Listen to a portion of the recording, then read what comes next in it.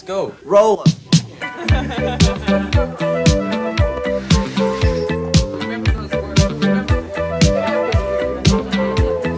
Hola amigas y amigos, les habla Mauricio de Medina y les doy la bienvenida a un episodio más de Aprende, Ahorra e Invierte. Te invito a escuchar el tema Bernie Madoff, el mago de las mentiras, y la frase de la semana. ¡Empezamos! En la víspera del 10 de diciembre del 2008, en un palaciego penthouse de Nueva York, Bernard Madoff se sentó con su esposa y 2 hijos y confesó lo que se conocería como el mayor fraude financiero de la historia. Estaba acabado, según los informes, y le confesó a su familia que todo había sido una gran mentira y básicamente un esquema Ponzi gigante. El 29 de junio del 2009, Bernard Madoff fue condenado a 150 años de prisión por defraudar a inversionistas por casi $65,000 millones a través de operaciones fraudulentas en uno de los mayores escándalos financieros hasta hoy conocidos. ¿Conoce su historia? Bernard Madoff nació el 29 de abril de 1938 en Estados Unidos, en la ciudad de Nueva York. Estudió Derecho en la Universidad de Alabama y empezó Bernard L. Madoff Investment Securities LLC en 1960 con un capital inicial de $5,000 que había ganado principalmente como salvavidas e instalador de rociadores. En sus inicios operaba penny stocks o acciones de 1 centavo, como también se le conoce, y negociaba con clientes minoristas y fue creciendo para llegar a ser un proveedor de mercado. Para poder competir con rivales que eran más grandes y que eran miembros del piso del New York Stock Exchange, su empresa fue una de las firmas pioneras en emplear tecnología informática para difundir cotización. De hecho, Bernie Madoff fue miembro activo de la National Association of Securities Dealers, NASD, organización autorregulada en la industria de activos financieros norteamericano, y su empresa estuvo entre las 5 que impulsaron el desarrollo de la bolsa enfocada en tecnología y que lleva como nombre Nasdaq, y él mismo trabajó como coordinador en jefe del mercado de valores. Sin entrar en demasiados tecnicismos, se cree que Madoff fue el primer practicante del flujo de órdenes de pago, donde un comerciante paga a un corredor para que influya en la forma en que el corredor enruta las órdenes de los clientes. En sus inicios, el fondo de Madoff ofreció rendimientos estables pero consistentes, enfocándose en una clientela generalmente exclusiva, con rendimientos constantes de alrededor del 10% anual. Encontró fondos de gente muy adinerada frecuentando los lugares donde se reunían los millonarios, y así la empresa creció hasta convertirse en el market maker o creador de mercado más grande dentro del Nasdaq y el 6º más grande market maker en Wall Street. Sin embargo, Madoff no era el administrador de fondos superestrella que decía ser, y de hecho estaba ejecutando un esquema Ponzi, utilizando el dinero de nuevos inversionistas para reembolsar los beneficios o ganancias de los inversionistas existentes. Empiezan los rumores. Las primeras sospechas sobre el negocio de Madoff se levantaron en 1999, centrándose en los rendimientos consistentemente altos que fueron proporcionados por su misteriosa división de gestión patrimonial. En esa ocasión se le realizó una auditoría, pero eso aumentó las preocupaciones, ya que se eligió una empresa de contabilidad de tan solo 3 personas para llevar la revisión de una empresa de $1 billón.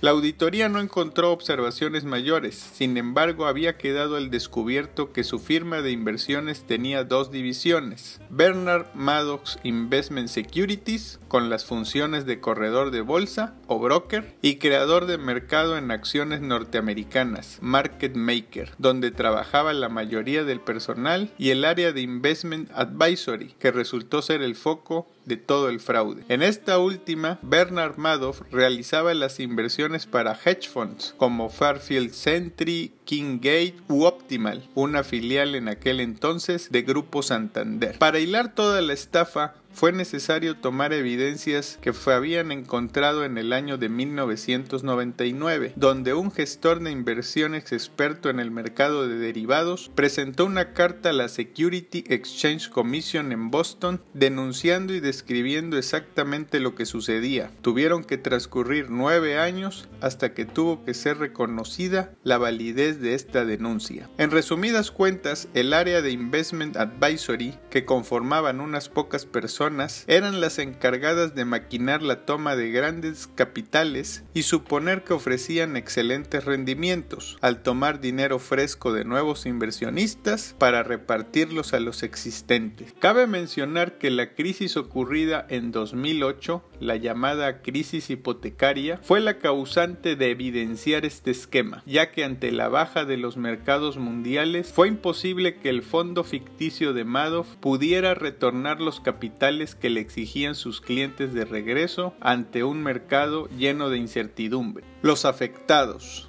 Madoff, con fama de filántropo, no solo engañó a entidades bancarias y a grupos inversionistas, también fueron víctimas de su estafa algunas fundaciones y organizaciones caritativas, principalmente de la comunidad judía de Estados Unidos, de la que Madoff era un personaje principal. El 23 de diciembre del 2008, la policía encontró muerto en su oficina de Nueva York, con indicios de suicidio, a Thierry Magon, de 65 años y cofundador de Access International, uno de los principales comercializadores de fondos que gestionaba Madoff y cuyo dinero se había perdido completamente. Los afectados se agruparon en 3 categorías. 1. Bancos y aseguradoras. 2.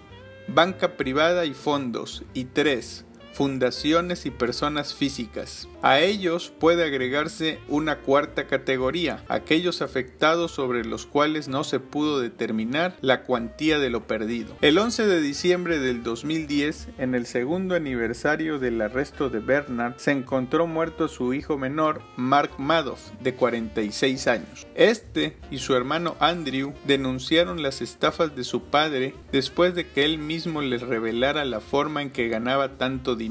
Si bien se demostró que los hijos no tenían conocimiento de los negocios de su padre, Mark y su hermano han sido víctimas de numerosas acusaciones y demandas durante estos años. El cuerpo de Mark fue encontrado colgado con una correa de perro en una tubería del techo, con señales de suicidio. El día del suicidio fue el mismo día en el que vencía el plazo del abogado encargado de liquidar los fondos de Madoff para reunir el dinero para indemnizar a las víctimas. Por eso, en los últimos días, el liquidador demandó a cientos de personas y entidades que cree que colaboraron en la estafa o que al menos la consintieron o hicieron oídos sordos. La sentencia. El 29 de junio del 2009 fue condenado por un juez federal estadounidense a una sentencia ejemplar de 150 años de prisión, la máxima que podía imponer por haber cometido delitos extraordinariamente maléficos. Madoff había llevado a cabo y mantuvo durante más de 2 décadas un fraudulento esquema de inversiones calculado en más de 68,000 millones de dólares. Los cargos imputados fueron fraude de valores, asesoría de inversiones fraudulentas, fraude postal, fraude electrónico, lavado de dinero, falso testimonio, perjurio, fraude a la seguridad social, robo de un plan de beneficios para empleados. Madoff fue enviado a una prisión de mediana seguridad después de haber defraudado durante décadas a más de 40,000 personas en 125 países. A inicios del 2020, solicitó un arresto domiciliario abogando un problema de salud, pero su solicitud no fue atendida, para finalmente morir en abril del 2021 en un hospital federal a la edad de 82 años debido a la hipertensión y a problemas vasculares. Esta clase de eventos me lleva a varias reflexiones, y es que estas desafortunadas situaciones involucran no solo una mente maestra con una gran necesidad de riqueza y fortuna, sino por todo un sistema de ambición donde se ven involucradas varias personas, que pueden ir desde socios hasta autoridades. ¿Y dónde se ubica el cliente en este proceso? En estos casos el cliente pasa a ser una víctima de una persona u organización sin escrúpulos. Y eso se da porque muchas veces el cliente, en su deseo de tener altos rendimientos, no hace la tarea de investigar el funcionamiento del vehículo de inversión donde colocará su dinero. Es bien sabido que uno de los parámetros en la toma de decisiones para el inversionista es y siempre será el rendimiento. De ahí que el cliente siempre esperará rendimientos atractivos en poco tiempo, y de ahí el nacimiento de los esquemas Ponzi y de personas como Madoff que, conocedoras de esta necesidad o deseo, embaucan a las personas. Estas estafas funcionan con diferentes vehículos de inversión, no solo en mercados financieros, sino en cualquier otro vehículo que implique colocar un dinero y recibir mayores beneficios en un tiempo determinado, y puede ir desde una tanda hasta un elaborado sistema de inversiones, como es este caso. Por otro lado, este tipo de historias afecta a todo un gremio o industria, y eso hace que un grueso de posibles inversionistas se vuelva desconfiado en su totalidad y prefiera guardar su dinero incluso en una caja fuerte o en su casa, y o tomar opciones que igual puedan tener riesgo. De ahí que mi recomendación es hacer la tarea, es decir, conocer el funcionamiento del vehículo de inversión, conocer todos los escenarios, estar al pendiente de las inversiones y tener un patrimonio diversificado.